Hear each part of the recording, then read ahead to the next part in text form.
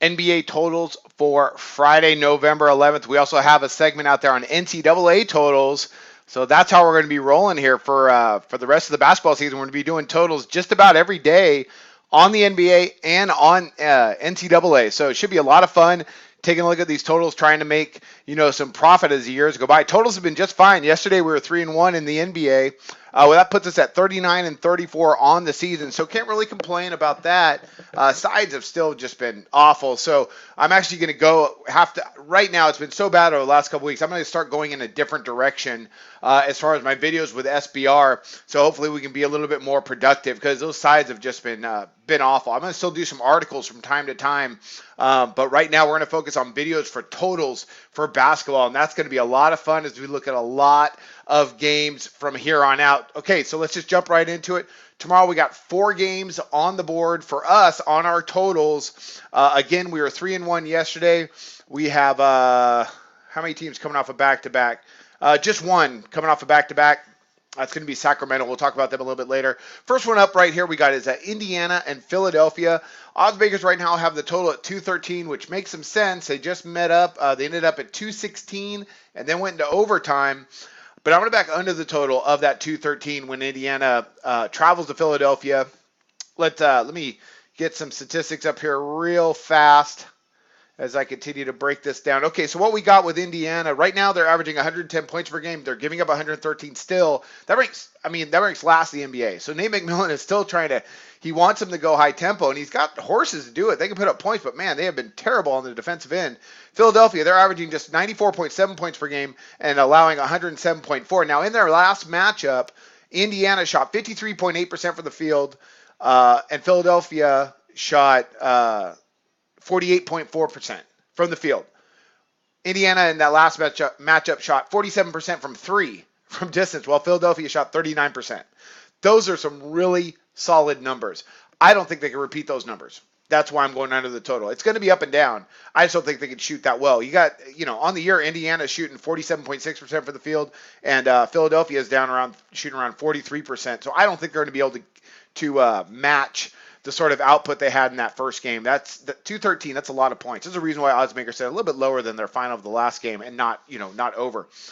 Philadelphia, they're averaging 84.3 attempts on the year. Indiana, 89.6. That ranks number 1 in the NBA. Really pushing some tempo. The Pacers are. But also we have to consider the fact with those attempts is included with 2 overtime games. So they are pushing tempo. They're allowing 86.1. That's the Pacers. And that's pretty good as well. Philadelphia is allowing a lot. But I just don't see them shooting as efficiently 2 times in a row. I mean, those are really, really good numbers. To do that 2 games in a row, I think it's tough, especially after you just face the same team. They should be able to do a couple things on the defensive end to keep us under this total. So it's still going to be a fast game, but I'm looking for this game to stay under. So I'm going to go back under the total at 213, Indiana, Philadelphia. All right, next one up, we got the Los Angeles Clippers taking on the Oklahoma City Thunder. I'm going to go over the 203.5. Now, their first matchup of the year, of course, was that just awful game, which OKC won 85-83. In that game, OKC, the tempo wasn't bad. OKC got up 84 attempts, and the Clippers got up 87 attempts. That's a pretty good pace there, but the Thunder shot 40%, and the Clippers shot 39%. Really, I haven't checked that, but I think those are the lowest percentages for one game of the year that they've each shot. Respectively. Now, the Clippers are averaging 105 points. You got OKC, they're averaging 102. Clippers have been great on the defensive end, and they're looking really good this year. They've only allowed 88 points per game. I believe that ranks first in the NBA. They're first or second. And Oklahoma City, they're allowing 99 points per game, 99.6. When we look at their past games like last year, and it's kind of the same makeup except no Kevin Durant, but the tempo is going to be there. I believe it. OKC has not played that well this season, but I think this is going to be pretty fast-paced. And the Clippers, if there's a fast-paced team, they're going to go up tempo as well, usually. They didn't do that they did that with Portland as far as their scoring. Portland couldn't really score because they were off a back-to-back. That's why we had the under on that game. But last year, 2 games in Oklahoma City, they went for 228 and 236, no overtime. That's a lot of points. So these two match up really well. I think they have a lot of scorers on both sides.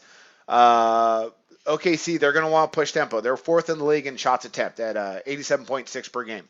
The Clippers ranking about the middle of the league, but they're not allowing a lot of attempts at 81.8. But this is in Oklahoma City, so I think they're going to go ahead and go with the flow on this. I'm going to go over the total of 203.5 when the Clippers meet the Thunder. Next one up, we got the Detroit Pistons and the San Antonio Spurs, and I'm going to go under the total of 195 with two teams that are really struggling offensively, but are doing a nice job defensively. Right now we got Detroit averaging 98 points per game. The Spurs are averaging 102 points per game. I thought San Antonio did a pretty decent job against Houston the other night. They just couldn't score. Right now San Antonio is allowing 97.6 points per game. Detroit's allowing 97.4, and that ranks them both in the top 10. And I think the Spurs are going to continue to get better defensively. Now, Reggie Jackson's out for the Pistons. It looks like Parker's going to be out for the Spurs. I'm still not really sure about that. That's still up in the air. But Detroit is only shooting 43.3% from the field. That ranks 25th in the league. And the Spurs are shooting 43.7% from the field. That ranks 16th. And that's not a big difference in those numbers right there. Defensively, they've been solid, and the attempts have been low. You got Detroit allowing just over 85 attempts, and San Antonio allowing just under 81 attempts. Those are two of the lower numbers. Well, San Antonio's is, and they're at home. Detroit's, that's about middle of the league as far as attempts allowed. So, unless these guys just have an amazing offensive night, I really, because of the tempo and the way they've been shooting so far, and the way they both have been focusing on defense, Spurs statistically are not there yet, but they still should be able to get there. I don't know what's going on with them. They're both coming into this game off of 2 losses, so I look for them to ratchet things up on the defensive end to try and get a win. It's going to be, easier said than done for the Pistons. But 195.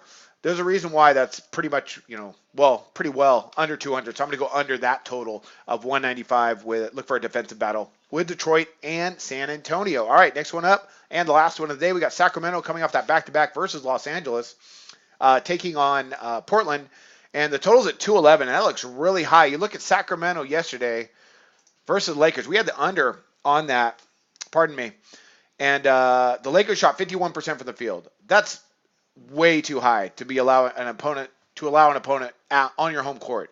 Sacramento shot just 40% from the field, but they got up 85 shots, so pretty decent tempo. The Lakers, a fast team, they only got up 74 attempts, but they scored 101 points because they're efficient shooting. Pretty surprising. Some very odd numbers. Very interesting. All that being said, this is all about Portland for me. Sacramento coming off the back-to-back, I think they're going to have a little less defensive focus. Let me pull this back up.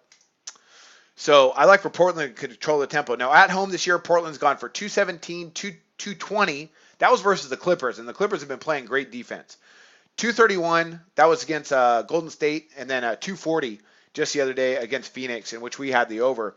Currently, Sacramento's averaging 98.6 points per game. That's going to go down with this last game versus the Lakers. Those numbers are prior to this game against LA that just finished, actually, as I make this video. Portland's averaging 106.9 points per game, but they're allowing over 110, and Sacramento's allowing almost 102 points per game. Now, tempo, and I've said this with Sacramento, I said it yesterday, and this is why I like the under. This is why the under hit when they face the Lakers. They don't push a lot of pace. Sacramento doesn't. But they got some talent. I think they're going to be able to score against a Portland team that's going to want to run. And the matchups are really interesting, where Portland's guard play, I think, is going to dominate tonight, which it should, with Lillard and McCollum.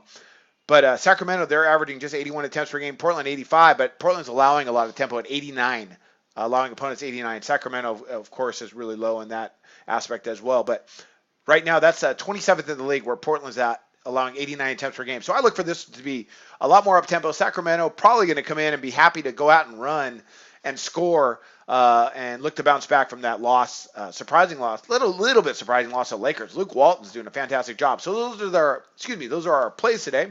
Going a little bit too fast there.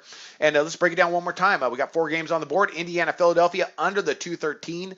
And then we got Los Angeles, the Clippers versus Oklahoma City Thunder. We're going to go over the 203.5. Detroit Pistons, San Antonio under 185. And the Sacramento Kings, Portland Trailblazers over 211. Those are our picks for the day in the NBA. We also have a segment out there on the NCAA slate. We have 5 games in that one. So check that one out and check SBR for the best odds. I wish you luck on your plays today.